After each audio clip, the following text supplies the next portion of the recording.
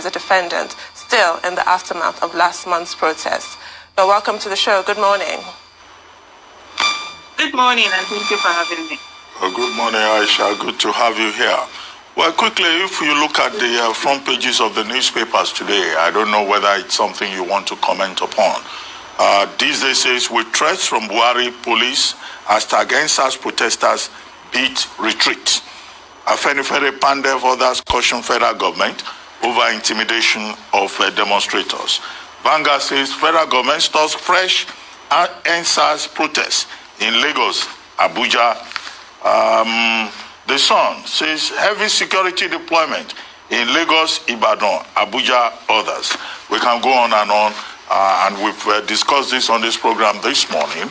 It looks like government has successfully intimidated NSAS protesters who, over the weekend, were talking about NSAS protests reloaded too. What's your reaction to that? First of all, my reaction to that is the fact that why is the media enabling government in this tyranny? Why is the media subtly, telling the people that it's okay for them to be oppressed and suppressed? For me, I have a big issue with that. Before we go on, I will say something. Earlier on, just before I was brought in, you talked about the fact that the protest was hijacked. And I know repeatedly, I have said this, and a lot of NSAS protesters have said this. There was no hijack of the NSAS protest.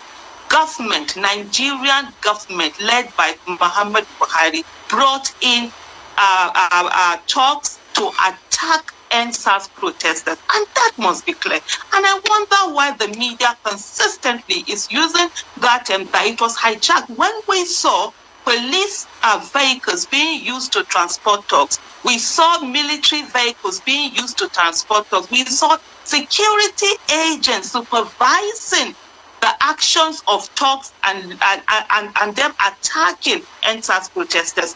They started by attacking NSAS protesters. They killed NSAS protesters. A protester was killed by these thugs in Abuja. And yet, the same thugs that were brought in by government overran the government and went on a looting spree. And consistently, with the help of the media, Nigerian media, we are still having it being used as, they infiltrated NSAS and all of that.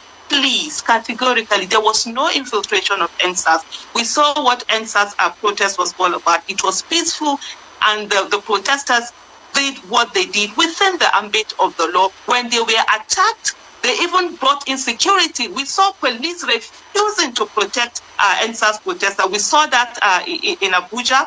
We saw that also in Lagos. At one time, the NSAS protesters, they had to go and hire their own private security because the police have refused to protect them. Even when they apprehended some of these attacks that were unleashed on them, Nigerians watched while protesters were being killed, protesters were being injured, were being maimed. These NSAS protesters were able to apprehend some of them, handed up over to the police in Lagos, in Abuja. The police refused to arrest these thugs. So let's be very categorical about that. And this thing, of course, is the fact that the Nigerian government has no right in any way whatsoever to ban protest or come down on protesters or be hard on protesters. Never.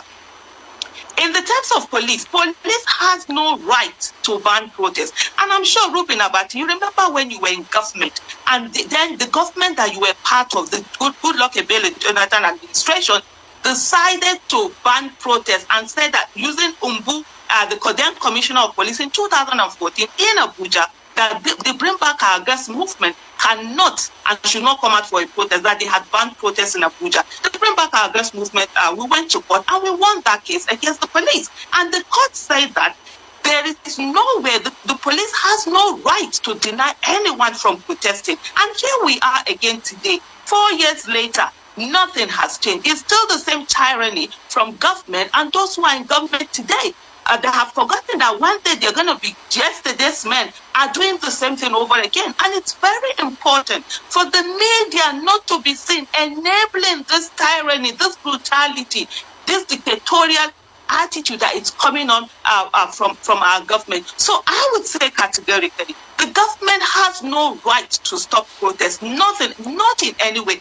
And the president has no moral justification to even say he is going to stop any protest. This is somebody who, when he was out of government, when he wasn't in government, went on several protests. He went to court when he was tear-gassed in Kano with his running late Chief Chuba Okadibo, who unfortunately died from that tear gassing. He went to court. Pro bono, Femi Falana took him to court. They went up onto the High Court, where it was stated that you do not need permission from police to hold a protest. All you need to do is notify them of the protest, and they should come to protect the protesters. Finally, I would say the Nigerian police should understand that their allegiance is to Nigeria and the Nigerian people and the Constitution of the Federal Republic of Nigeria, and not to the president and the ruling party. And the right to protest is guaranteed under the Constitution of the Federal Republic of Nigeria. I am not exactly sure what you mean by the media enabling the president's tyranny, as you've said. The same media who have been censured, who have been fined, who have been attacked, whose property has been destroyed, who have actually amplified the voices of the Sorosoke generation, are the ones who are now enablers? So you see what they call, there's something they call conditioning, right? You tell people this is way, just like we started this now. This same media that has been attacked, that has been suppressed, that is so scared of NBC fine and will tell you, oh, don't do this or do that, is the same media that has consistently used that government line that was in a talks, infiltrated NSAS protest. Is it very hard for that same media that knows what it is to be oppressed, that knows what it is to be fined illegally, that knows what it is for voices to be shut, to call the government out and say that, no, it was the government that brought in talks. There were no talks that infiltrated. You see that line in itself, it's an enabling line. You keep giving the government the leeway for them to get away from the action that we had all seen the government take. We saw the government. How is it that it's not in the media? Why is the IG of police not under fire from the media for the fact that police vehicles were used to transport dogs? Why is Buratai not under fire for the fact that military vehicles were used to transport dogs? This is the enabling. Aisha Yusuf, it's pretty obvious you don't watch Arise News. It's pretty obvious from what you said, because if you do, you would also see that it's this same media that was the only media that did a report on the victims, of the NSAS, and did a concise documentary on them. So, I mean, it's obvious you don't watch our news. Let me talk to you about some other issues very pertinently. So is this the end of the protest, or they're going to have other protests? So before I answer this question, what I want to do is that media is not Arise TV.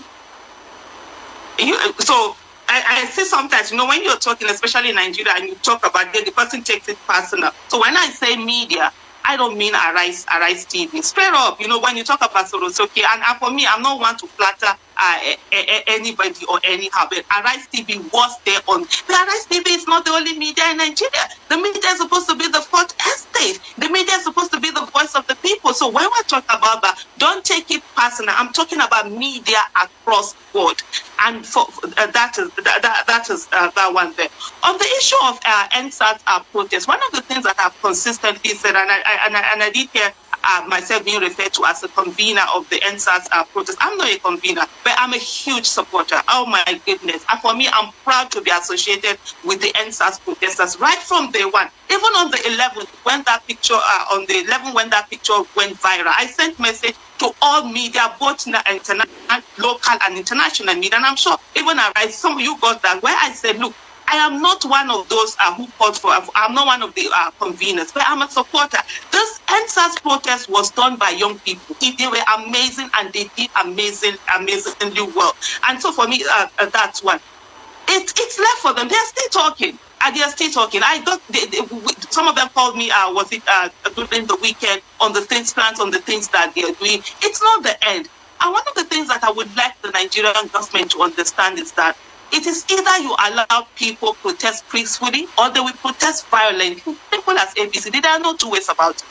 When we think about protests, most time people think about, oh, when you carry placards.